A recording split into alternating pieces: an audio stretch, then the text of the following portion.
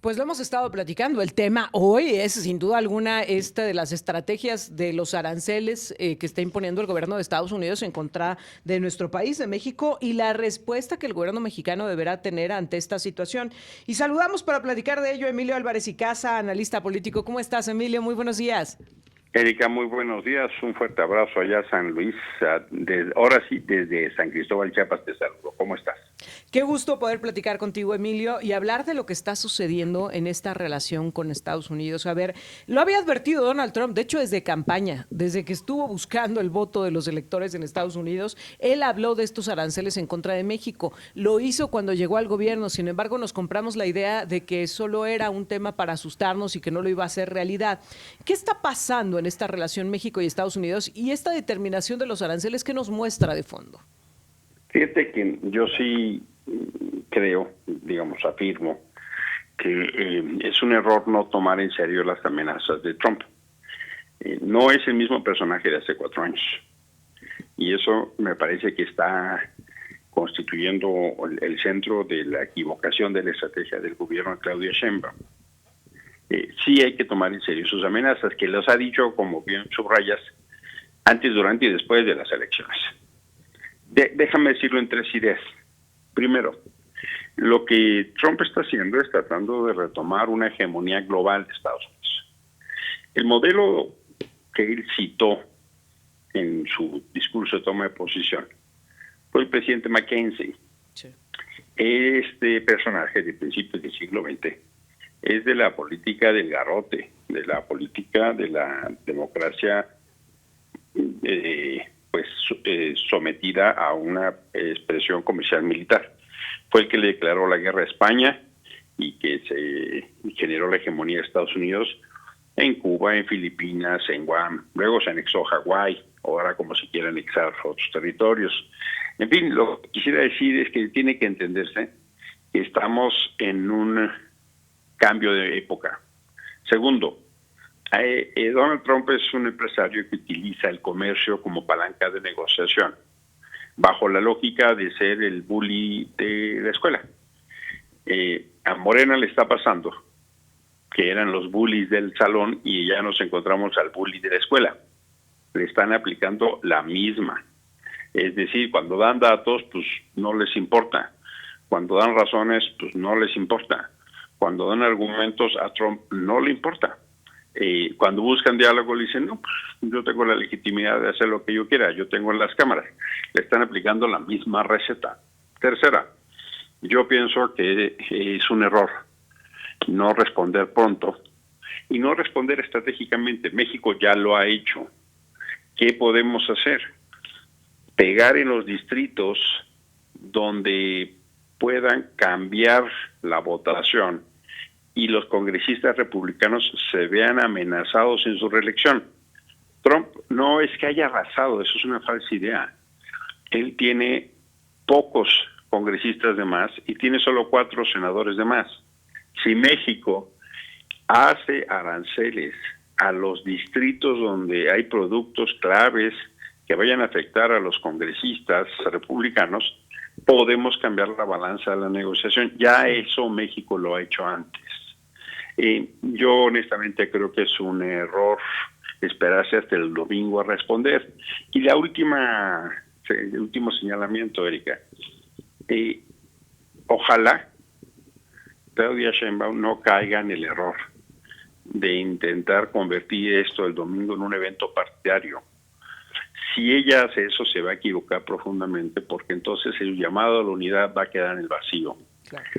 Si ella se porta como jefa de Estado, hay más posibilidades de generar unidad. Si se comporta como jefe de partido y llaman traidores a quienes no piensan como ellos, entonces la unidad es un llamado vacío. El llamado a la unidad es un llamado vacío, Erika. Ahora, lo dices muy bien. Donald Trump tampoco es que tenga la mayoría arrolladora dentro del poder legislativo en Estados Unidos. Ayer lo vimos en el discurso en el Capitolio. Bueno, pues así como tenía aplaudidores, también tenía detractores. Claro. Tenía ahí legisladores levantando carteles, pancartas, levantando la voz, levantándose para reclamarle que no estaba tomando las decisiones correctas. Ese podría ser un factor a favor de México. Y también te tengo que preguntar, ¿qué lees en esta estrategia del gobierno de México de convocar al domingo a un meeting para anunciar la respuesta que tendremos ante el gobierno de Estados Unidos? Mira, yo puedo entender perfectamente la necesidad de la unidad interior ante la amenaza exterior. Yo puedo entender perfectamente que quiera generarse un sentimiento nacional.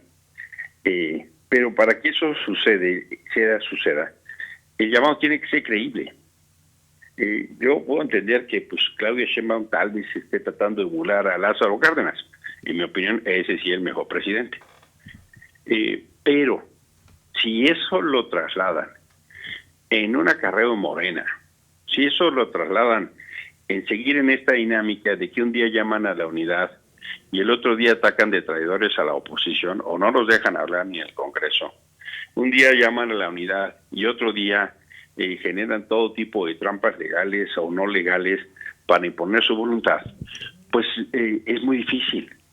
Una parte muy importante, y eso hay que entenderlo, reconocerlo y subrayarlo, de la crítica de Trump es daño autoinfligido.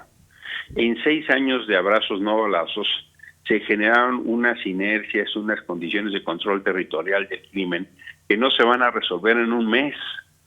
El sábado pasado detuvieron al primo de la gobernadora de Colima con 15 kilos de fentanilo en Texas.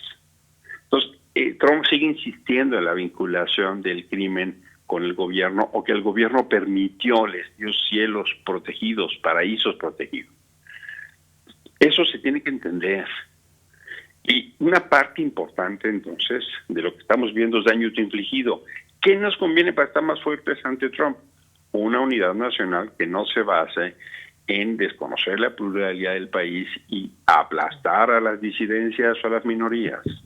¿Eso nos conviene para generar unidad? Pues claro que nos conviene.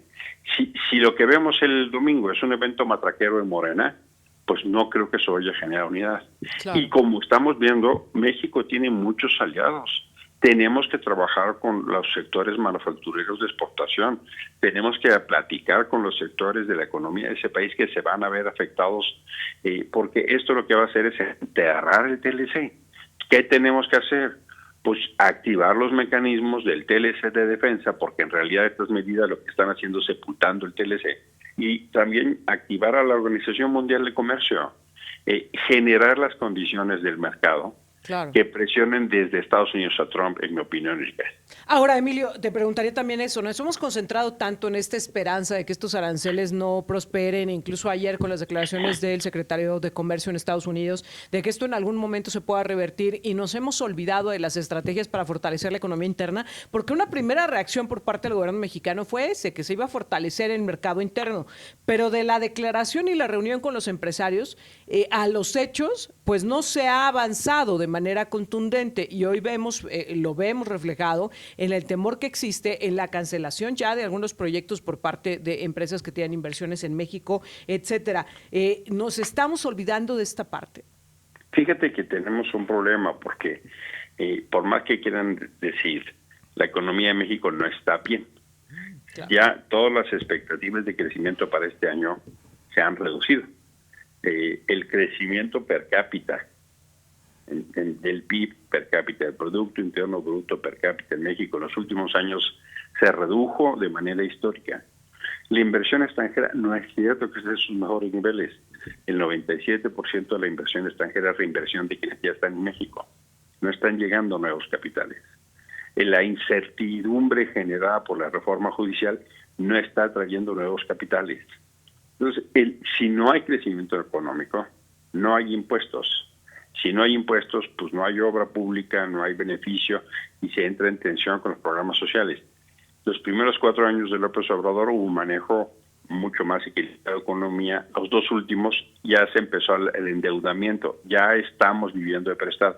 No es cierto que la economía esté bien, pero si siguen tirando el dinero en Mexicana de Aviación, que tiene dos avioncitos y tiene 99% de subsidio, si siguen tirando el dinero en Tren Maya, que tiene 99% de subsidio, si siguen tirando el dinero en Pemex y la Compañía Federal de Electricidad a manos llenas, perdemos millones de dólares, cientos de millones de dólares por día, pues la verdad es que no va a alcanzar el presupuesto ni la generación del crecimiento económico que México requiere. Tienes toda la razón cuando dices que la mejor manera es activar la economía interna. Y sí, una parte importante de nuestra economía depende del comercio de mandar y recibir de Estados Unidos. Bueno, actuemos en consecuencia, porque la verdad de las cosas es que el Plan México pues fue un bonito discurso, pero no ha sido una realidad. Y que ya no pegó, Emilio. Es correcto. Porque ya no se ha vuelto a ver. O sea, ya no se sabe. Jonathan, vi... tienes toda la razón. Que no ha derivado en acciones, que además llama la atención porque la Concanaco y algunos otros organismos empresariales se habían mostrado muy dispuestos a entrarle, e incluso le habían dicho a la presidenta, pues sí, nosotros cerramos filas, nada más díganos para dónde, ¿no? Y ellos mismos están impulsando actividades como de impulso al turismo, etcétera, pero que no ha habido pues una línea. Ahora, en este mismo sentido te preguntaría, pensando y augurando el peor escenario, ¿qué tendríamos que estar haciendo también en México para proteger la generación de empleo? Porque no solo estamos hablando del golpe a las empresas, sino de lo que esto podría generar. ¿Qué tendríamos que estar preparando en estos momentos para la protección justamente de los ciudadanos, ciudadanas que hoy nos están escuchando, que trabajan en una de las empresas que tiene que ver con este intercambio comercial con Estados Unidos, o que trabajan en una de las empresas proveedoras de esas empresas, que de alguna manera tienen relación, o incluso en algún restaurante, en alguna empresa de servicios, pues que se ve beneficiada por la derrama económica que hoy existe, pero que si se congela, que si se ve afectada, pues también va a haber un efecto en cascada. Es un momento muy incómodo, porque es un momento de mucha incertidumbre. Y con eso de que cada mes a mes nos van a ir evaluando, ¿no? Que es lo que está haciendo Trump con el gobierno de México, a ver cómo se portan estos muchachos, y entonces al fin de mes les digo, cuando en general las amenazas ahí están. Sí me parece que México necesita desplegar una agenda muchísimo más integral. Yo creo que no solo es un tema del gobierno, deberían estar sentados a la mesa, por un lado, con todos los actores económicos y generar las políticas que le den certeza a esas empresas. Lo que está empezando a suceder, por ejemplo, las armadoras de automóviles, es que están empezando a ver cómo resuelven ellas el problema. Ya están preocupadas. Ya están preocupadas. Ya Honda dijo, bueno, pues capaz que yo me voy a Indiana, en Estados Unidos. Ya Nissan dijo, bueno, pues si afectan a México, capaz que produzco en otro lado. México tiene que estar sentado con esos actores para ver qué puede construir para defender los empleos que están en México. Oye, Emilio, pero a final de cuentas, ayer Donald Trump en su discurso mencionó que el maxicombo criminal fue porque querían que les pararan los aranceles, y hasta dijo, esa no fue una solución, a nosotros nos los entregaron porque los queríamos, pero tienen que hacer más. Ojo, de las ofrendas tampoco nos sirvió nada, ¿eh? No, el tributo al dios de los aranceles no le compadeció ni lo inmutó. O sea, por más que México se puso en un papel de tratar de complacer, dijo ayer el gobernador de Querétaro, bueno, pues si eso no sirve, pues retiren a los 10,000 de la Guardia Nacional que están en la frontera, o pongan a los 10,000 de la Guardia Nacional a detener las armas que entran a México, no solo detener migrantes para allá, sino detener las armas que entran para acá. Y eso puede generar una dinámica de cambios para que ya no sea solo lo que nos pide Estados Unidos, sino lo que México necesita, porque el problema es que si bailas al son que te toquen y no a las necesidades de tu gente, pues estás invirtiendo la lógica del gobierno. Finalmente, Emilio, y a modo de conclusión, ¿qué deberíamos, no que podemos escuchar, porque el que podemos, pues todos auguramos que seguramente va a estar muy relacionado con temas de ideología partidista, pero qué deberíamos escuchar el próximo domingo en el mensaje de la presidenta como respuesta a lo que está sucediendo con Estados Unidos? Yo quiero escuchar el mensaje de una jefa de Estado que convoque a los sectores del país con independencia de su militancia y su creencia. Yo quisiera una presidenta que se ponga por encima de las ideologías y que entienda el momento histórico que estamos viviendo. Quiero una jefa de Estado, no quiero una jefa de partido en el Zócalo. Eso es lo que yo quisiera. Y que llame a un diálogo nacional con la oposición, que llame a los empresarios que exportan y que importan, que se siente con los actores que tienen análisis y fuerza para estudiar lo que pasa en Estados Unidos. Toda esa capacidad instalada que tiene México no está siendo convocada y eso es un error. Emilio Álvarez y Casa, como siempre, te aprecio mucho que nos tomes la llamada, que converses con nosotros y finalmente también te lo tengo que preguntar de manera clara. ¿El Tratado de Libre Comercio con América del Norte sigue vivo o se está sepultando? Está en coma, está en estado de coma.